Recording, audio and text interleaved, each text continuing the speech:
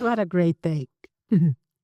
But I want to start why I am behind this and I believe in it. We heard about David, how good what Rotary has done with polio. Some of you who know me know I had polio. And for me to see the end of a disease, I grew up with my mother going door to door vaccinating. And when she had metastatic breast cancer, and I was taking care of her, and I was in bed with my computer, and she came and lifted my right leg, and of course it fell because I don't have strength. And tear came in her eyes, and she said, "This is all my fault." And I did not know she lived with that guilt all her life because it was not her fault. It's just that I was sick when the vaccine came. And we had a long conversation, and I'm a person that if I didn't have polio, I would be a different person. I have been so blessed. So many opportunities came my way. I have been able to do so much, and even live in my country by myself. And at that time, I asked her, did you think that when we're going door to door in this small town in Brazil, that we're going to see the end of polio in the world? She said, no, but I did my part. So I thank all of you for being here today, for doing your part. And I am the testimonial of somebody who had a disease. And when I see young teenagers who see me limping and ask, what happened to your leg? And I say, I had polio. The satisfaction of the follow-up question is, what is polio? So I think that is why we are here. So Wipeout, Operation Wipeout is not a project. It's not a campaign. It is the state health plan that now is on our hands to implement. And everybody asks me, how did you come up with the name Operation Wipeout? I'm not that smart. So Carrie Oliver, please stand up. This is the person who came up with the name that really caught, was instrumental in organizing the first summit and laying the groundwork for where we are here. And I will be always very appreciative. Okay, so all of you have this in your folder. Please pull that out. So I know, cervical cancer is my passion because I am going to see the end of another disease in my lifetime. And my husband, who is in IT, says that it's very uncomfortable because every social situation I bring up cervical cancer and make people very uncomfortable. So then we need to make people comfortable. So even in our club, we have great members who say, Isabel, how can I help? And I'm a lawyer, or I am a retired teacher. And then Nancy, actually, the action handouts that you have in your folder is what Nancy had that idea for us to really break it down.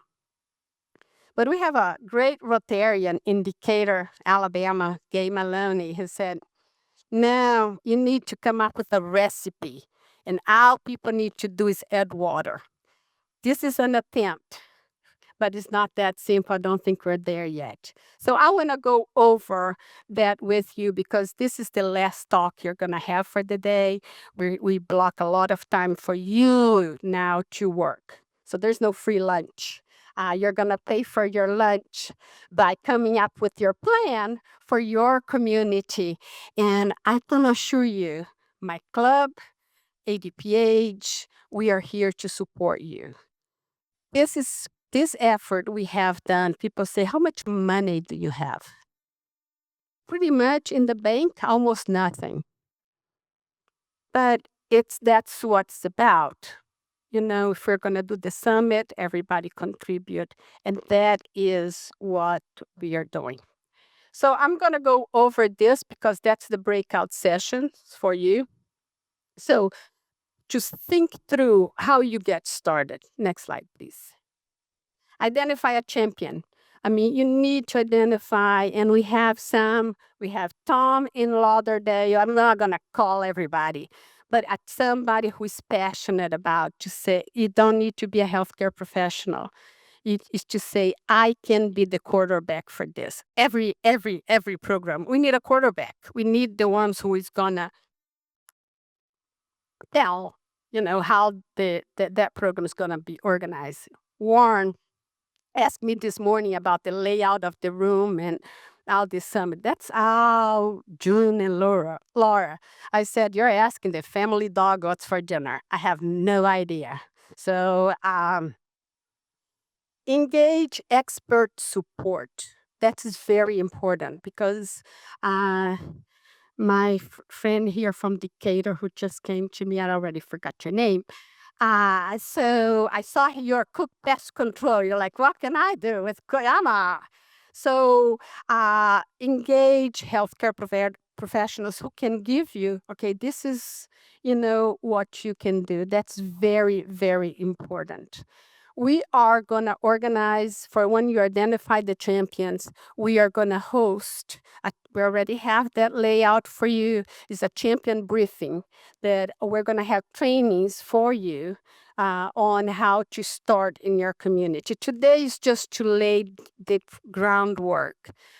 You're going to have a QR code during the breakout session that you can then register for the briefing. Depending on how many people we have, Laura, Nancy, and I will go to you. We may do one in North Alabama, one in South Alabama, or, so it depends on the training. So for us to then really break it down what you're planning and how to guide you in your communities. Understand the healthcare landscape. That's critical. When we came to Lafayette and the Rotary Club there was all excited, ready to go. And we said, Dory remembers that she want to go and she was ready to go. And we said, well, women are going to get screening. Do we have a place for them to go? Can they absorb the need if you identify a lot of people? So that is very important. A lot of your tables have healthcare providers, have ADPH, have Rotarians. We organize your tables very intentionally. So that is very important in some private providers as well. Partnering. You never know where they're going to come from. This is actually a picture of the Chambers County School District. The superintendent there came through. Well, actually, Butch Busby said, we need to move faster. We need to reach those kids. Where are the kids? They're in school. Let's go to the school. And I said, oh, gosh, the superintendent is going to say yes to this. But let's. And has been an amazing partnership. He is on their webpage. His message is, I am not telling you to vaccinate your kids. We are in the education business. We provide the education, and you as a parent know what's best for your children. And from that, we develop a program for high school students. They develop a campaign in Chambers County. They implemented the campaign, and it has been amazing. They developed the logo and all the campaign, and now they are developing a toolkit for y'all. They're almost done for other school systems on how to implement the program. And Denise shared the data in Chambers County with us. Was amazing, the increase in vaccination from the work of these kids. So school system, you can be a beauty parlor, insurance agent. So anybody that you can rally to partner with you. Next. Volunteer engagement. One, go one. That is very, for us, this has been our volunteer. Some of us, Laura, Nancy, and I, we're fortunate that our organizations, are supporting the effort, and and we can do that. But a lot of it is volunteer. As I mentioned, we do not really have a lot of money on the table. And that is important for people to have very specific roles. And you would be amazed how many talents you can find in the community. We had a They're writing an article for UAB Medicine, and the writer is a freelancer and interview everybody. I was the last one, and she said, "How can I get involved? I'm retired. I'm a writer. I don't think I can. Is there anything for me to do?" I said, "Oh, you're a writer. Yeah, I can. You can help us. I can write scientific grants. I cannot write for lay people." So those are the things you need to think about. Always prioritize the mission. We face a lot of obstacles locally, sometimes state or national. You just stay with the mission. Do not all that, especially now when people said, "What's going to happen with vaccine?" I don't care. I'm going to stay with the mission. And we can't let those noise to distract us. Measure success. Of course, we need to, whatever activity you choose to do, think simple things, even how many people you expect to come, how many women you expect to be screened. And here in your navigation chart, and we have extra copies, I put with detail things that it's not much she'll tell you how to do it, but as a guide for you to get started. And of course, you heard a lot about Rotary. Rotary is for the non-Rotarians here, a strong partner. It's not about money. It's about connections. The Rotary knows everybody, somebody who knows somebody, and is able to mobilize locally, nationally. Like Sri Lanka, when we're in Sri Lanka, that we need to negotiate the price of a machine to screen for do HPV testing. Rotary step in to get a big discount. So think about in your community that how you can mobilize Rotary. We have a Rotarian in every table. So ask them, engage them, mobilize them to help you in your efforts. Also, most tables, except for the state partners, that's a little different. We have Alabama Department of Public Health, so present, so they can tell you what the services are.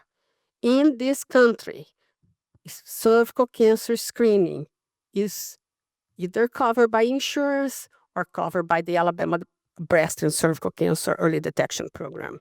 And if a woman is diagnosed with cervical cancer or breast, she is eligible for Medicaid if she's documented. When undocumented, we have a little bit more of a challenge. And Nancy's staff help them to navigate, to apply for Medicaid and get the treatment. To my knowledge, from all the efforts we have done, I do not know of a single woman who went untreated. Now, okay. So that is the navigation chart. We are here to support you. We are here to help you implement your communities. We need to be the example for the world. And everybody, I know I have this accent, but I can't stand when people say, "Oh, if Alabama is doing it, anybody can do it." And I will. This is my home, and I have lived here longer than any other place in my life. And I want to see Alabama to move to the first with no cervical cancer. And we do have all the tools here. So I know we're going to get distracted with lunch, so I'm going to go ahead and give the instructions now. I'm a teacher. Teacher likes to give orders. I'm a wife too, and then I really like to give orders.